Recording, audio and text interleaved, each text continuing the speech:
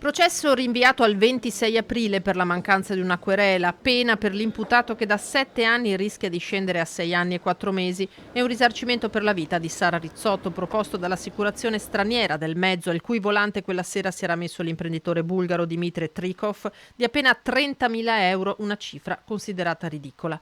Sono le novità arrivate dall'udienza di appello per il tragico scontro in A28 in cui nel gennaio dell'anno scorso morirono Sara, 26 anni, e la cugina Jessica Fragasso, di 20.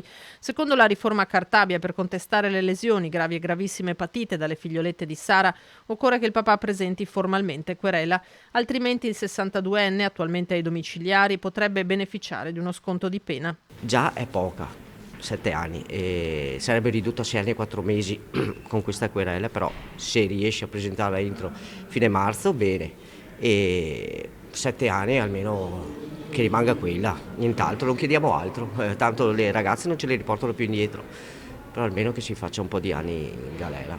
Dal punto di vista procedurale, sottolineano gli avvocati, non è una sorpresa. Ce lo aspettavamo, anzi era una decisione, sì, è una decisione più corretta, insomma, che potessero prendere oggi, quindi niente, ci si vede il 26 aprile. Tutto qui. Naturalmente le conseguenze in caso di mancata presentazione delle querele non potrebbero poi non riversarsi sulla sentenza in punto pena, ma è una scelta che spetta ovviamente al padre delle minori. Ci sembra già una pena che non è totalmente soddisfacente neanche dal punto di vista penale, ma insomma ci rimettiamo alla valutazione dell'autorità giudiziaria. Nava definisce inaccettabile la proposta di risarcimento di neppure 30.000 euro avanzata dall'assicurazione, annunciando una segnalazione all'ISVAP, l'Istituto per la Vigilanza sulle Assicurazioni.